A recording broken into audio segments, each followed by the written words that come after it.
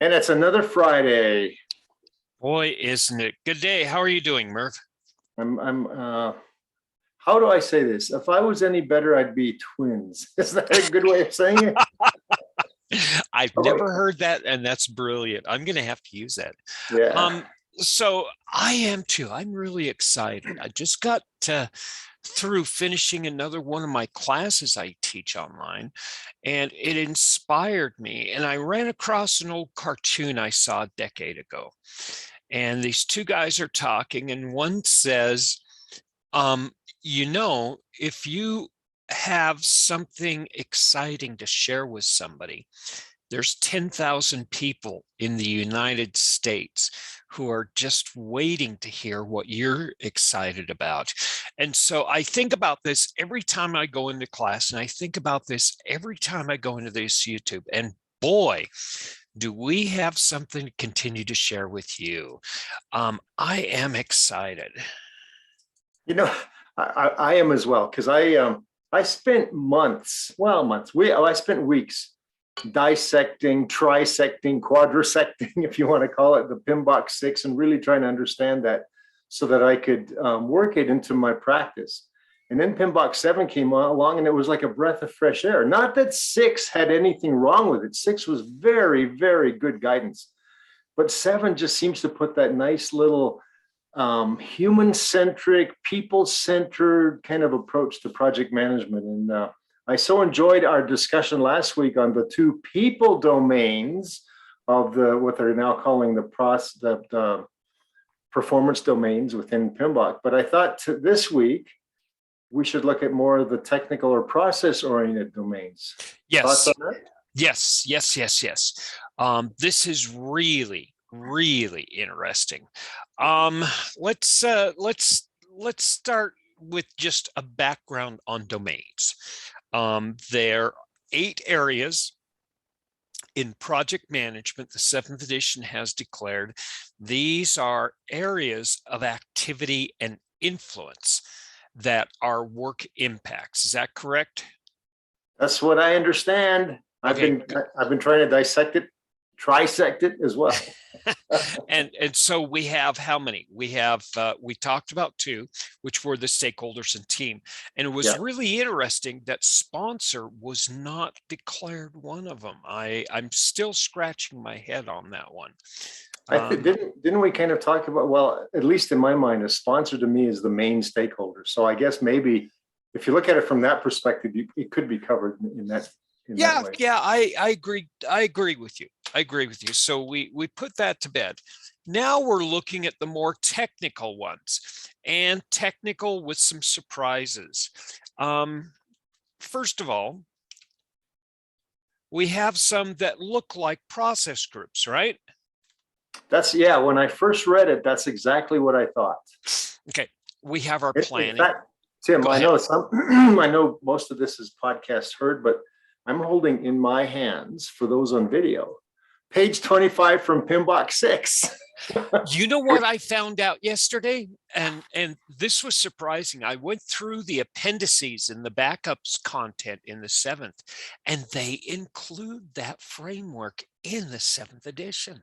Well, and the reason I held that up, because I know where you're going with this. You're about to say that aren't these 5 more technical domains, don't they kind of look like the old process management process groups and knowledge areas? Exactly. So we have our development approach and life cycle. That's a little different. Yeah. That one has to do with, how are we going to approach this project? Is it going to be agile? Is it going to be predictive? Is it going to be adaptive, or a combination of both?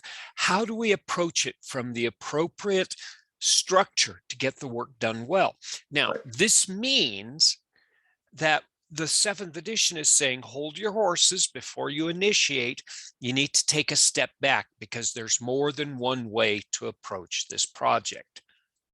Absolutely. And in fact, I'm working on a project right now where I'm kind of now backfilling into the way the PMBOK 7 is describing this. And it's interesting, but a lot of the online functionality, the screens that are presented to the end user, we're doing those in sprints, a 2-week sprint cadence. But some of the longer processes, like this huge conversion effort that can't be done in 2-week sprints, it really does take a lot more effort. That part of the project is being done almost like the old predictive way. So it's kind of a hybrid of a hybrid. Yes, yes, But yes, it yes, yes, works. yes. But it Yes, works. yeah, exactly. And we'll talk about this in future shows. This is really interesting. Yeah. This is you've struck on something that's really important. Now, the next domains go into planning, of course, Yeah. the work of the project, and that's traditionally the team, the delivery, which is the closing of the project, the transition, and the go live, and then measurement. And so that's the monitoring, controlling. It sounds like we're still dealing with that. Now, they're very careful to say this is not sequential. These Yeah. are just areas of focus. Right. Well, in the old PMBOK, in the old what I would call the more process-driven project management approach, they were also careful to say that this isn't one long string of processes. For example, if I take planning, yes, I do planning for the whole project, but I also do planning for each phase, if you want to call them phases. I also do planning for a corrective action. I also do planning for a very specific carve out. So it's, in many ways, they are still kind of strung out like processes, but not necessarily one long string like we used to do in the old predictive ways. Yes, yes, yes. That's exactly right. We can't think of this as sequential, but a bunch of intertwined and combined systems. Now, that was discussed and inferred in the 6th edition, but it's very explicit here, which is really nice to see.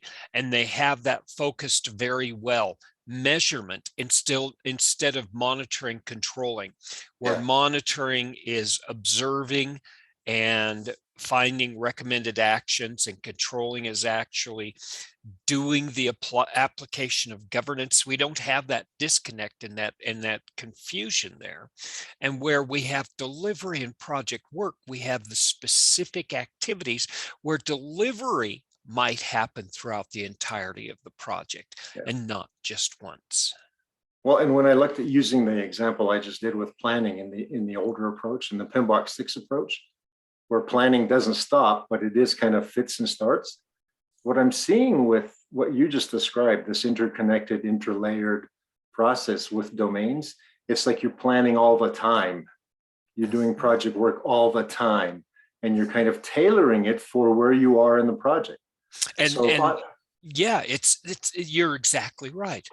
And the work is ongoing, the delivery is ongoing, and the measurement is ongoing. And measurement ongoing is really, really important because, again, with our history of quality and how connected we've been to quality in a lot of Deming's work, continuous improvement is a necessity for what we're doing, even in a short piece of business, what we're talking about here. I like to think of the new way of describing it. And by the way, I'm going to kind of focus on this several times, I think, during this podcast. We're not throwing out the old.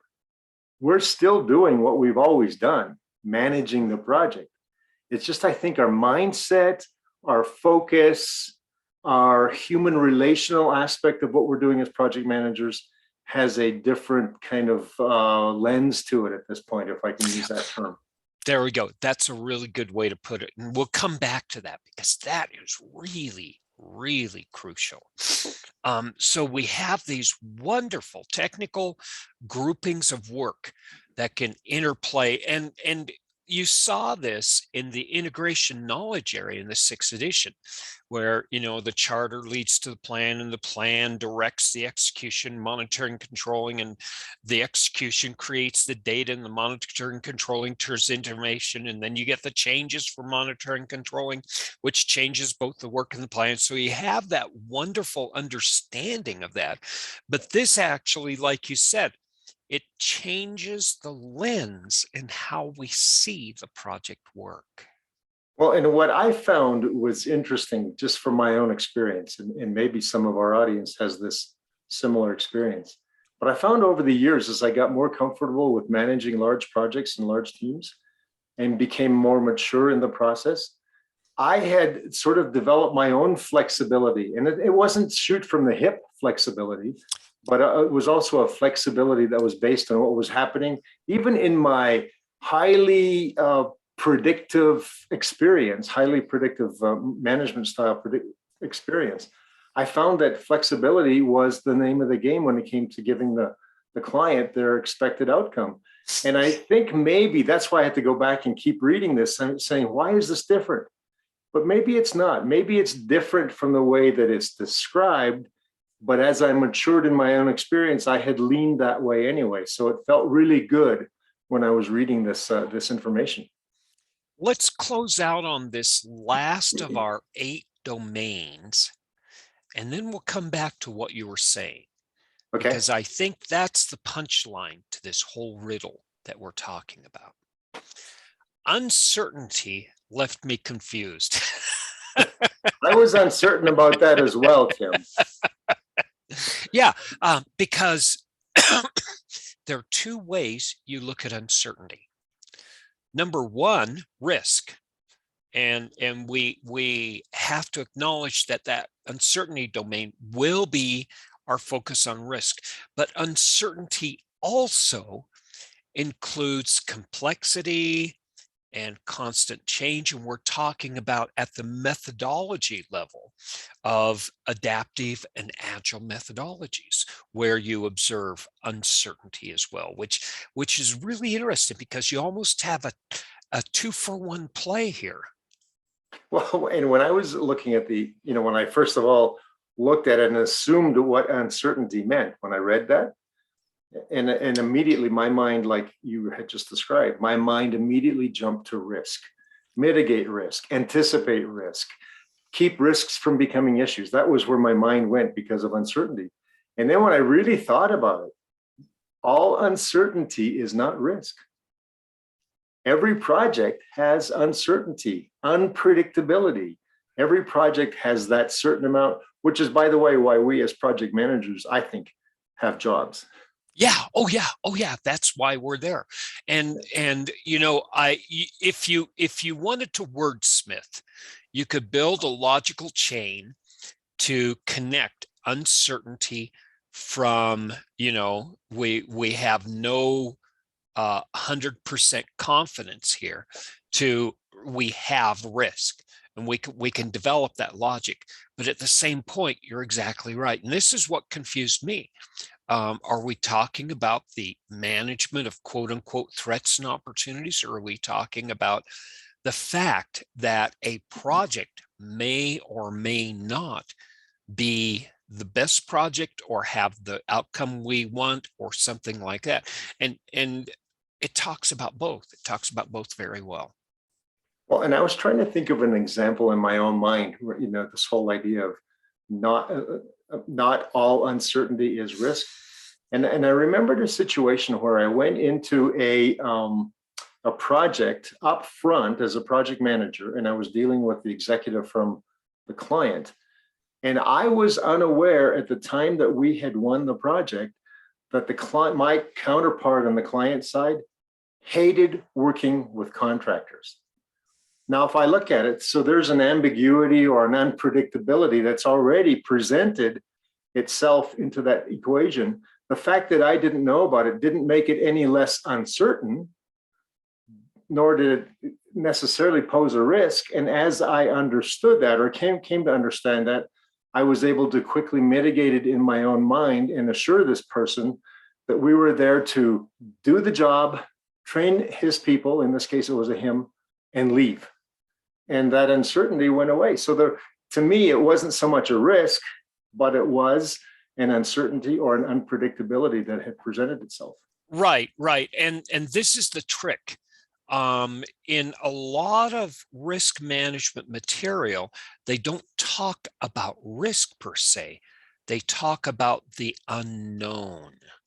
That's true. And uncertainty may be known or unknown. And it's that information that you put out that actually clarifies. So that's another approach we can to actually, use this wonderful tool called uncertainty.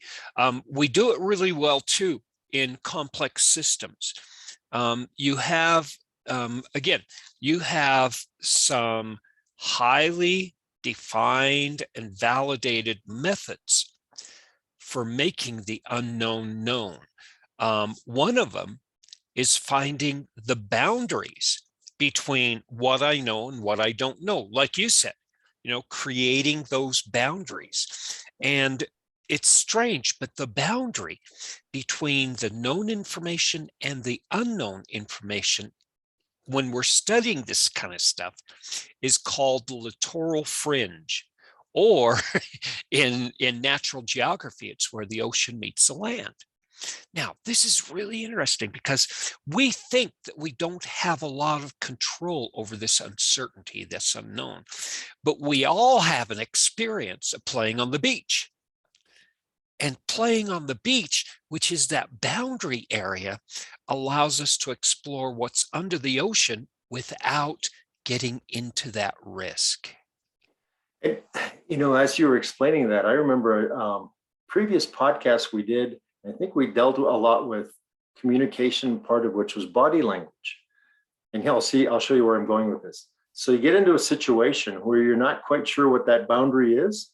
You step over that boundary, and the person whom you have just created a problem with, let's say it's your client, doesn't necessarily tell you he has a problem with you crossing that boundary, but he looks at you with a certain body language that makes you wonder.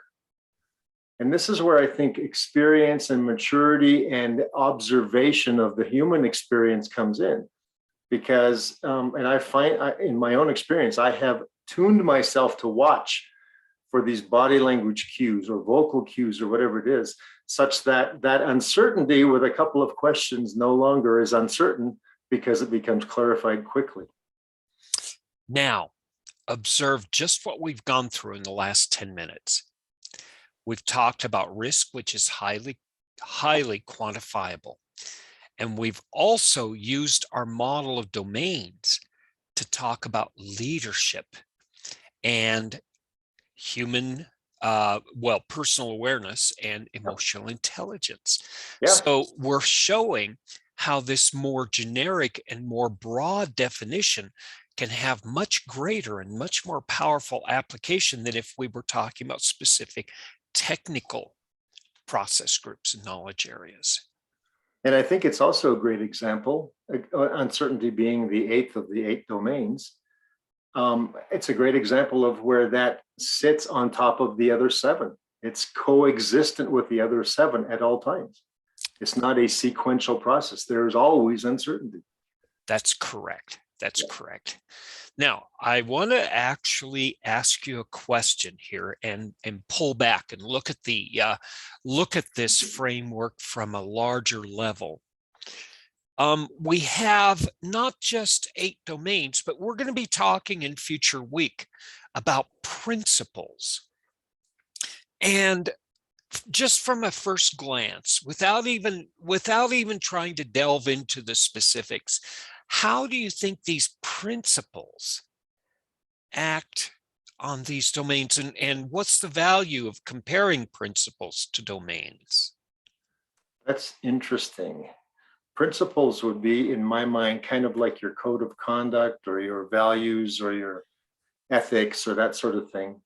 And so I think your project management principles, as you adapt them to your corporation or your IT personnel, I think as you do that, you're actually infusing those into every action you take.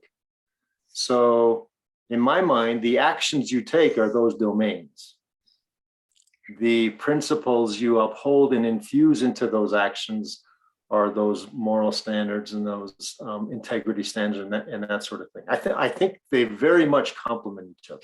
Yes, and I agree with you. I interpret principles as those ideas that shape behavior.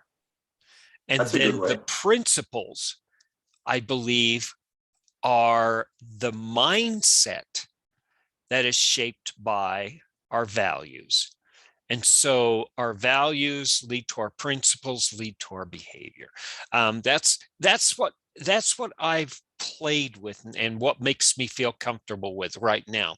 Now, with that in mind, what's our behavior in each one of these? See, this is much more than just a recipe kit. Yeah. This is much more than just a piece of Legos. This is, how do we behave? How do we act? How do we think?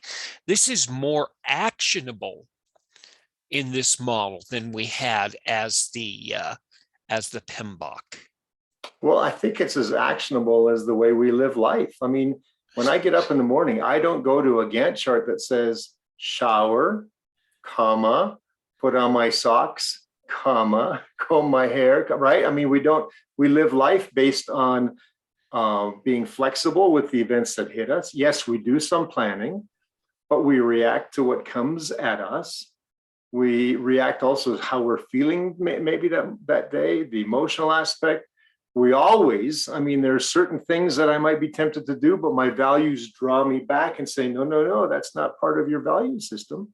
So I think you hit on something here, that project management lived this way is not a stranger to the way we live life ordinarily. See, and I've been teaching for the last 2 years, talking about Agile as a more natural way of working. Yeah. And this fits in with it. I've observed it from a standard human behavior standpoint. How does leadership work?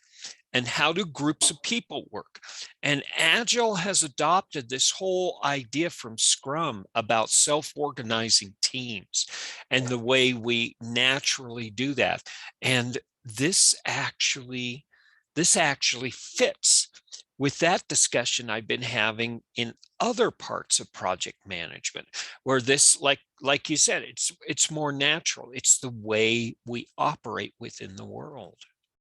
Which is not to say that we can't take that same mindset and that same value system and those same principles and apply them to any other model. Exactly. Let me offer you something though. As you were talking, I pulled up the 12 principles just to remind myself what they were. And I think this works perfectly. For example, one of the principles, as I'm reading here, says create a collaborative team environment. And I know we're going to be talking about principles at some other point in another podcast. Create a collaborative team environment. Now, that's a principle. One of the domains that we looked at was a team domain. We looked at that last week. We also looked at this whole project work domain. Does not that principle fit perfectly with those two domains? Yeah, and it works in a planning domain. It works in a development approach and lifecycle domain. It also works in uncertainty. Exactly. Yeah. Exactly. I'm liking this. Here's another one. I like the tone of your voice. Go again. Choose another one. Yeah, here's another principle, which I found this one kind of caught me off guard, because the principle is tailor based on context. But if you read in the domains, the last part of that part is to be available for tailoring. So the tailoring comes from the principle and from the domain work. So if you look at it from that perspective, it's infused through the whole project. Yes, exactly. And the principles are the behavior, and the domains are the focus of the effort. Yeah. Very clever. This is very clever. There's another thing I want us to explore. I've noticed that it seems like a lot of this predictive material has been taken out of the PMBOK, but at the same time, I was just leafing through looking for tables that I could use in my classes. And lo and behold, they had page 25 of the 6th edition there in the back. And I was thinking, what do you know? And they also have Agile, and they also have extreme programming and Scrum. And it's almost like these are not going away, but we want you to look at the bigger picture. Yeah, I don't think they can go away, because I mean, there's just only so many ways you can manage a project. And I think, well, I'm pretty sure what they're trying to do here is to help us develop our mindset such that it's not a linear process, but that is in fact a moving, it's almost like a microorganism that continues to move, and you're trying to maintain all of the parts, keep them within the corral so that they don't escape, and you end up with the expectation that your client asked you to develop for him or her. This was interesting. I noticed that we actually don't talk directly in the principles or the domain about integration. There's one reference, there's one small reference, and that's it. It's over in recognize, evaluate, and respond to system interactions. System interactions, and that's the closest they get to saying integration here.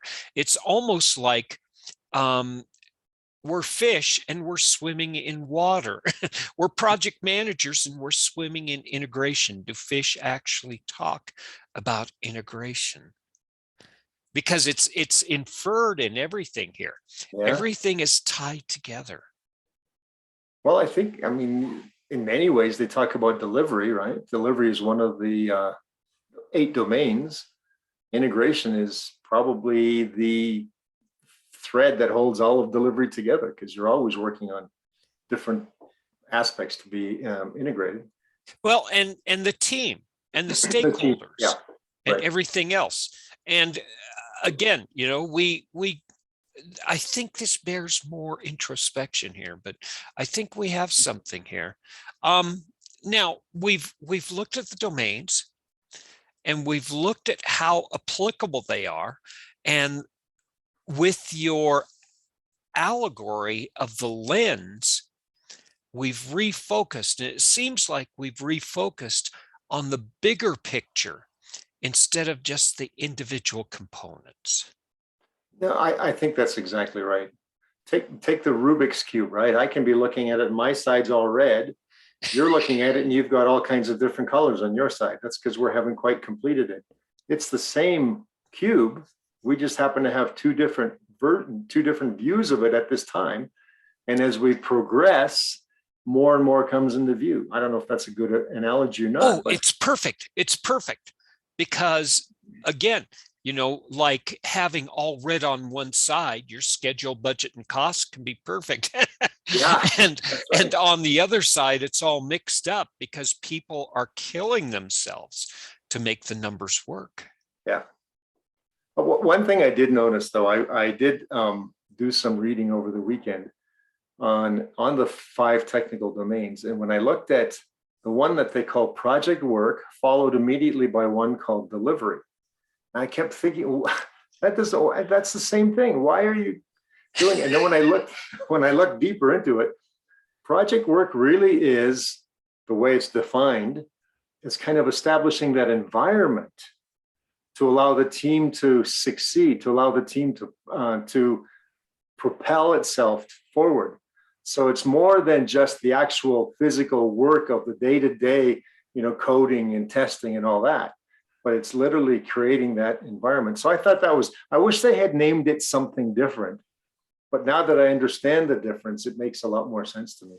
Yeah, and again, coming back to development approach and life cycle, with those 2 items, both in perspective, the project work takes on one aspect from an agile standpoint, and the project work takes another aspect from the predictive aspect.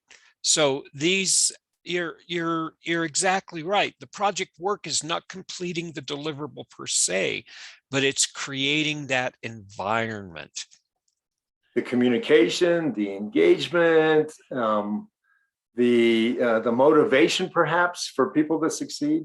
So it's and I was trying to equate that back to the process groups, and we have a couple of areas that I think, a couple of the knowledge areas in the old way of doing things where it's under team management, and it's kind of reflective of who you are as a project manager.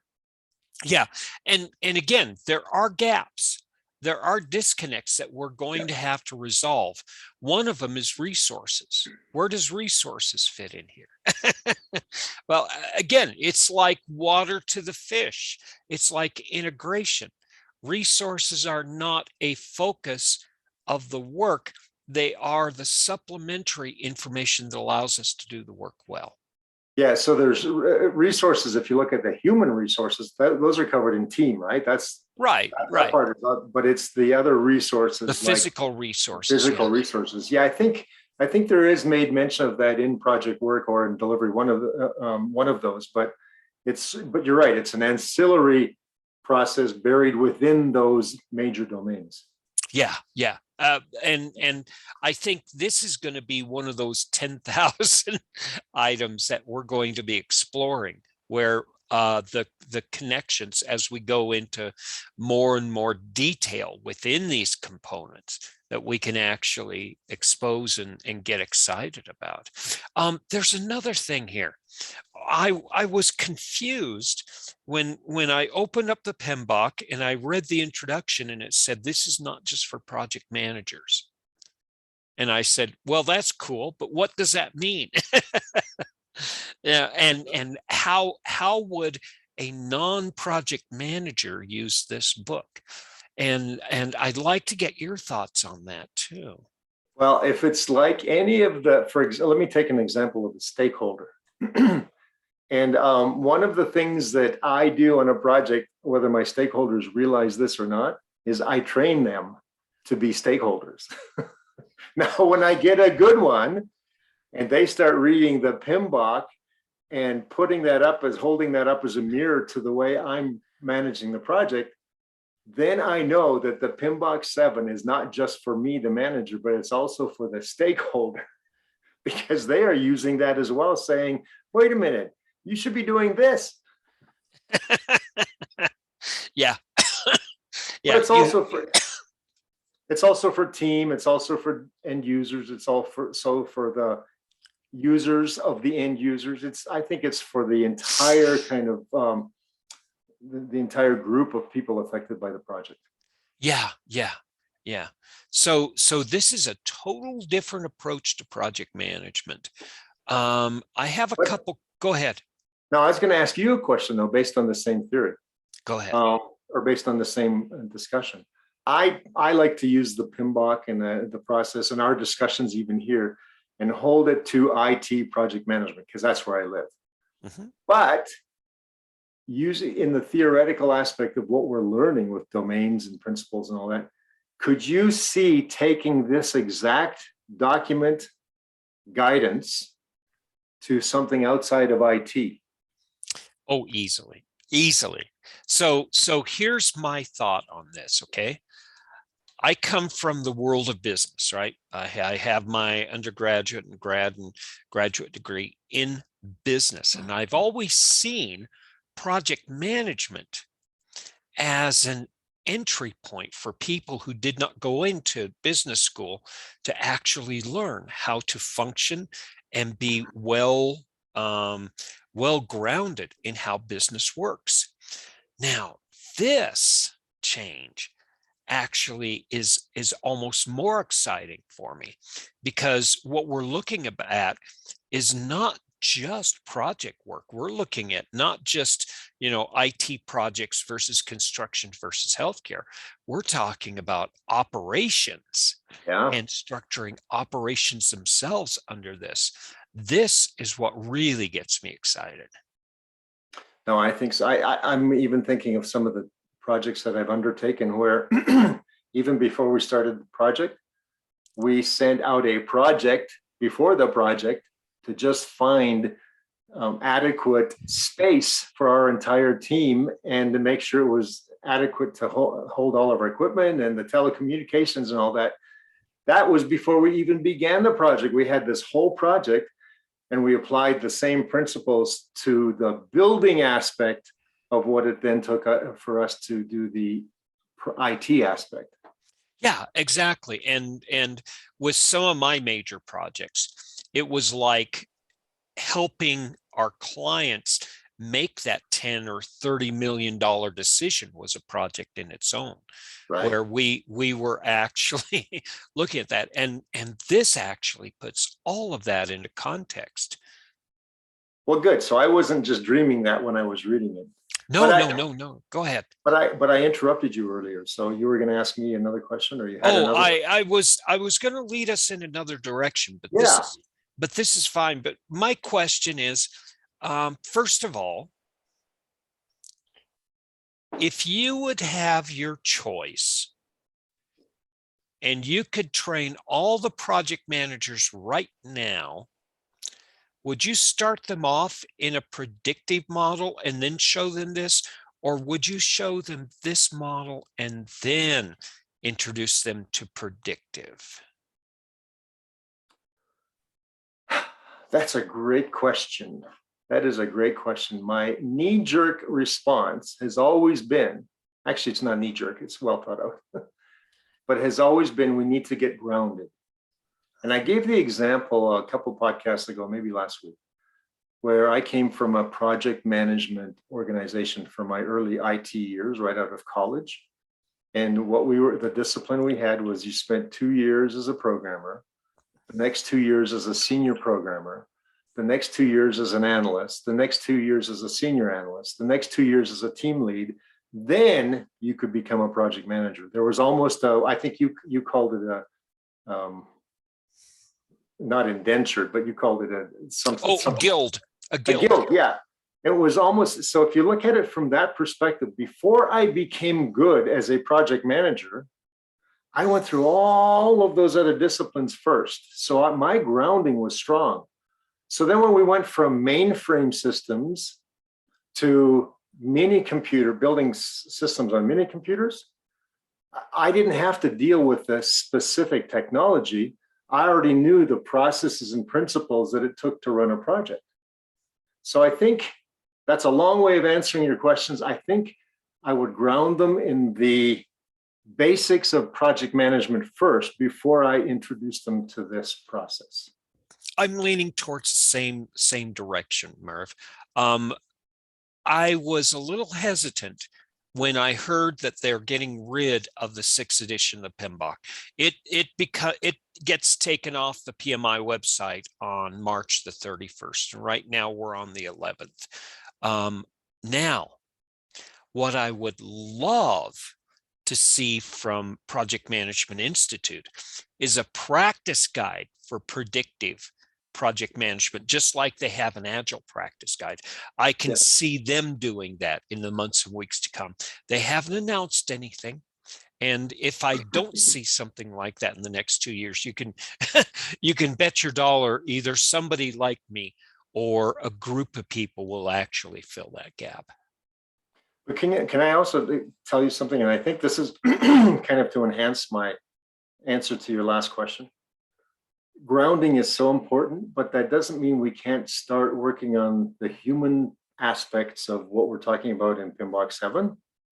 For example, years ago when I was leading a project team, again, they were going through many of the same disciplines that I just described. On top of that, I brought in experts in communication. And we taught them how to stand up in front of a group and speak eloquently, such that they had an opening, several points, and a closing, and so that they could speak logically without hesitation, whether they were in a customer situation or a team situation. And so that wasn't necessarily tied directly to the aspects of managing a project or the disciplines they were involved in, but it began to train them for when they did become project managers, that the communication aspect of what they needed to do was largely taken care of. So there's things that we can do along the way that helps them do more than just a predictive process, but also prepares them for this more human interaction that we're talking about in this version. Yeah, the human-centered focus that is preeminent, not just predominant, but preeminent in the material we've been reading. I agree with you. It's just like learning martial arts. You know, you go through drills, and the drills in project management are the pieces. schedule drills, cost drills. And this is where the project manager is delegating to the teams, team leads, and facilitators, and risk drills and quality drills, and then giving them an experience of how they all tie together. And then where they quote unquote graduate to the next general level, to where it becomes sparring, where you learn how to tie all these things together. I see that as a much more natural approach to learning project management than going into a book, studying it, and taking a test. I applaud the PMP for how it's done this. It's the wisest way we've done it, and I can't wait to see what education and what our learning in the human mind are going to do to the shaping of how we prepare our project managers. Yeah, well, exactly. And by the way, that's not to say that the only good project managers came from an IT field, having been programmers and analysts. I've known some very good, solid project managers who did not spend any time in technology, but were sort of had a natural bent towards that, especially the human relations part of it. But what I found was, in my experience, and this is why I brought up my experience, is that it's hard to deal with a programmer who's having a difficulty with a complex situation unless you yourself have been a programmer and understand the trials she or he is going through at that point. So someone who didn't come from an IT background may not have the same appreciation, but it doesn't mean that they can't manage the project just as effectively. I just found I should put that in there so that people. Oh, no, that's important. And that's a good lead into another question and a topic that I want to talk to you about. Have you heard of one of the new credentials that Project Management Institute's looking at, the Disciplined Agile credential? I have heard of that. I was curious. But that's as far as I got, Tim, was just the curiosity aspect. Well, Discipline Agile from the front end, just looking at it flat on, says, what would happen if we didn't declare a project as agile or predictive? We just said it was a group of work. And you had a toolkit that had agile tools and predictive tools. And you look at the work and you choose the tools.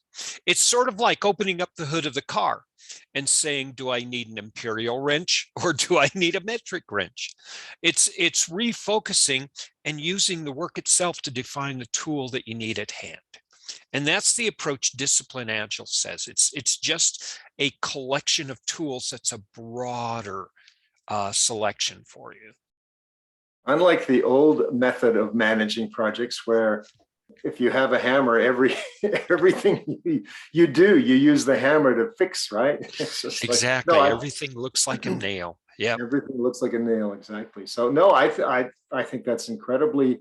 I didn't realize there was a certification towards that, but as I'm getting more familiar with the new version of the PMBOK, I can see where that fits exactly with the philosophy behind the PMBOK 7. See, that's what got me excited, because I started looking at that. What's Discipline Agile and why aren't they talking about it? And then I started putting 2 and 2 together by comparing the 7th and 6th. And I said, oh, by stepping out to see the bigger picture, which is the lens of 7th, we can look at predictive as one set of tools, not just the whole toolkit. And Agile is another set of tools, and we can pull from each whatever's appropriate. Well, I think that example, then, the one that I gave up near the front of this podcast, near the initial part, when we talked about the fact that the online parts of the project I'm working on are done in a sprint fashion, and the longer parts that are not sprintable are done in more of a predictive fashion. I think that's exactly a good example for what we're talking about right now. Yeah, go ahead. No, I was going to say, because for example, if you're converting 40 systems worth of files and millions upon millions of records, you don't do that in 2-week sprints. You do that in a laborious mapping and cleansing, and there's all sorts of extract, transformation, loading aspects to this that can't be done in sprints, or at least in my knowledge would not be not be best done in sprints. Right, right. It's not conducive. Let's go back to our domains. Yeah. One of our domains is development approach and life cycle. And therefore, what we're saying is maybe development approach and life cycle is not something we declare in the charter or the plan, but it's something that we do that is just part of the way we do our work. Well, I think it has its beginnings in the charter. Yeah, yeah. And and all of these, you're exactly right. All of these have some type of initial approach that you look at, but you're right. It's ongoing and constant. I mean, I guess I even look at it from the perspective of I've created my environment. I've done all of the planning. I've done all of this sort of thing, right? I create my agile teams and I end up with nobody who's had agile experience. And we are fumbling and we are tripping over each other. Do I not have the right as a project manager to say, you know what, I still have an end date where I have to meet my client's expectations? I'm going to pull this team out of this agile process, put them back into predictive, and then make a mental note, send them to agile school. Yeah, exactly. Exactly. This is, I think we're on to something here. Now, there are other books that are being published that PMI is putting out. One is Choose Your Way of Work, which is Choose Your Wow, right? It's the concept and the big picture view of discipline agile. It's really exciting.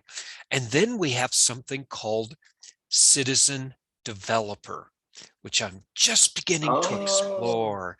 Yes. And this is actually looking at how do I look at project work, not just from getting work done, but creating that mindset of self-organizing teams and infusing leadership in each one of the members so that they can be hitting the ground running at the very first.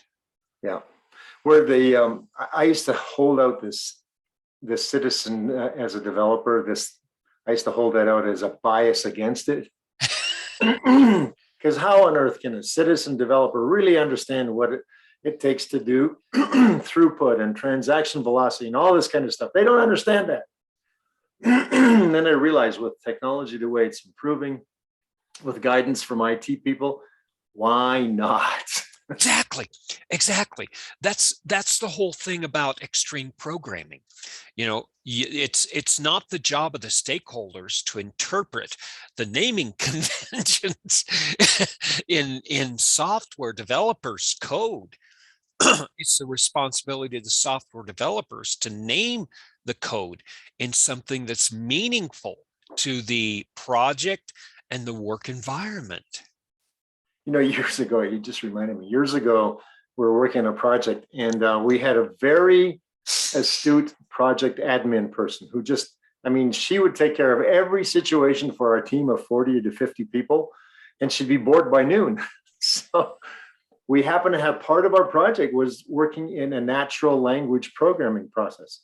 The natural language was much more English-like than it was code-like. And so we, for example, we took the reference table, of which we had 300 or 400 reference tables in this large system. And what we did was we created a couple of models, and then we said, here, try this out. Build us a reference table for this. And we would give her the Excel spreadsheet. And build us a reference table for this. And she caught on to the natural language. And as a person untrained in anything IT, I don't think she even had I think she had a high school degree and that sort of thing. And she developed all of our tables for us. Wow. So yeah, maybe citizen as a developer is probably not a bad concept after all. And all of a sudden, you know, we start understanding how the 7th edition of PMBOK is applicable to everyone from the CEO down to the janitor. Yeah. Oh, absolutely. Yeah. One last question I have for you. We talked about last week, how would you recommend a new project manager look at this turn of events and this whole disruption of, how we look and model project management. I'd like to ask you this week, how would you recommend that we have a seasoned project manager and they're looking at this, and how would you actually tell them to approach this? This is almost more problematic than the question. In fact, we asked that same question from last week. We asked it again this week, right? In terms of developing from the basics. Here's the challenge that I've seen with many project managers, and I don't say every project manager, but many project managers, is that they don't want to give up the old ways. They've been successful doing it the old way, and sometimes it becomes cookie cutter, and they apply that cookie cutter to every project. But I think the first thing I would do is say, let's help you to learn this new mindset, and also help you to unlearn some of the old habits. Not that they're bad, not that they're wrong, but they don't always fit in every situation. So let's unlearn some of those while we learn this new mindset, and I'll come alongside you and we'll make sure it works together. And they've already got the basics. They've already got those strengths, but how can we make them even stronger? I've found that around year 3 to 5, if somebody is managing projects constantly, they know the basics. They know the spreadsheets, they know the metrics, they know the key indicators, they know everything from a mechanistic standpoint. Yeah. And I've found that project managers got into their work because they're intensely curious. And so in my classes, I found that is the sweet spot, and that's the easy spot to have people transition. That's when you start saying, is there anything more to project management? And this is where people start getting the picture of, oh, this isn't about spreadsheets and numbers. This is about people. This is about business and operations. And if you hit that teachable moment, it can be a really interesting inflection point for the conversation, but also for their careers. Hugely for their careers. Because remember what we kept talking about, a lot of what I described earlier, the challenge of the very good project managers. Excuse me, I seem to have a allergy reaction today, but the stress or the focus on that term is on manager.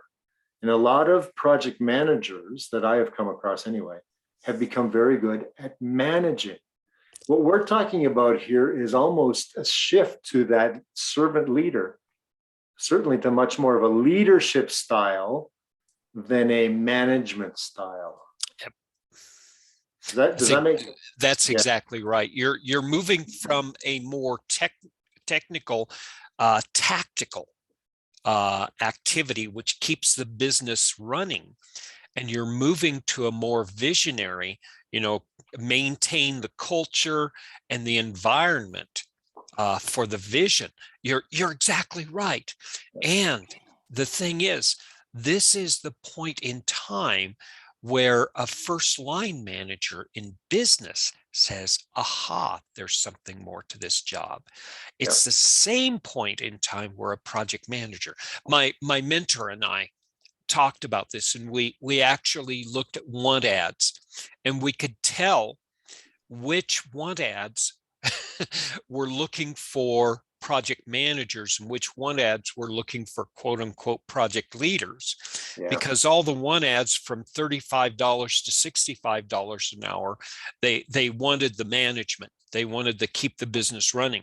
Where they wanted the strategic and visionary ones, that was the headhunters looking and offering $100 to $250 an hour. Oh, sure. Easily. If people, because a project manager in that league is much more than just the person who motivates the team or who manages the team to do their tasks. Right. That person is the one who motivates the team in such a way that they propel themselves at becoming more creative, at finishing their work earlier, at having a much more collaborative team working style. So it's, yeah, it's absolutely all. And not only that, but this is the one thing that they don't teach you, even in business school: delegation. And Yeah. if you're able to delegate more of these tactical activities, it opens you up to these more strategic alliance, to the decision makers and the executives who actually own the vision of these corporations. And it took me probably about a year and a half in consulting before I was able to play in the boardrooms and give advice to the guys who were actually, the purse keepers. And that is where not only project management starts taking off, but the real learning begins. Yeah, I know. You said delegation. I'm reminded I did work for a project manager who was a very good delegator. Unfortunately, he would come in the morning, lock his door, basically close his door, and delegate via email and Gantt chart. And then he would leave for lunch, eat lunch alone, come back, close his door. 5 o'clock, 6 o'clock, whatever it was, go home, and barely said a word to us except through email and Gantt chart. That is not the person that we want leading the effort. That's a person who is task oriented and making sure that all the I's are dotted and all the T's are crossed. Yeah, exactly. And I think the time is now for us to learn how to be able to actually, not just help each other move into this different mindset, but take advantage of it. The age of the entrepreneur, the age of gig, or whatever you want to call it, is very, very inviting to people who have these skills. Well, and the other thing I would truly tell a seasoned project manager is you're not going to do a lot of things differently than you've always done. I mean, you basically have that set of, how to manage a project to completion. But let's add that extra layer that we're talking about now, where you bring in the human-centric aspects and really develop that team that is just absolutely marching in lockstep to that end result. Yes. And it's evident that this is not just something that we're talking about. I have students after every class saying, Tim, this is a totally different direction that I thought project management is going. And they're not saying I don't like it. They're saying this is exciting. Because of potential impact to their lifestyle, their careers, their even their values. That it gives you a little more control, and it gives you a little bit more autonomy too, to be these guys. So there's that satisfaction involved as well. That's a great word. That's a great way to end this. Satisfaction. It is much more satisfactory to be there backslapping each other upon a job well done than to just say, hey, it's done, now on to the next one. Yes. So let's plan next week on talking about principles and starting down the path of behavior and values, and see how they interact with this. And then we can see where that takes us in the next steps. I just counted the principles. If we were to spend 5 minutes on each, we would barely get through the whole podcast. I don't think we can handle all 12 at once. No, I believe that we'll be looking at these either as a group, or maybe we'll just have a conversation on the concept of principles, and then we can cherry pick as we go, as we continue the discussion. Absolutely. So how's your week shaping up? Where will we find you this week? Hopefully I'm on LinkedIn. My teaching material, my teaching efforts are slowing down a little bit. So I'll be cleaning up all my emails from in LinkedIn. And that's where you can reach me right now. I try to respond, but right now it's basically, when I have a free day, and I do have a little free time this weekend. So if you have an email waiting for me, just reach out. And if you don't, connect with me. I do go through on a weekly basis, and I accept people who want to connect. This is what being out in social media is about. And I'm not, it's not that I'm not choosy, it's I know how this works and I'm willing to share information with you. I want to hear from you as well. Actually, I have that exact same sentiment. And even though I am now retired, no, I'm re-employed. I took another contract. However, I do monitor my LinkedIn, and even though I'm not as active as I once was, I certainly love monitoring and in the exchange of ideas and reconnecting or connecting with folks, as you were just saying. So, Oh, that's what it's all about. yeah, And again, thank you for these ongoing conversations. This was a good one this week, Merv, this was very and good. looking forward to having more with you. Yeah, great. Until next time. Sounds great. Thank you, and thanks everyone.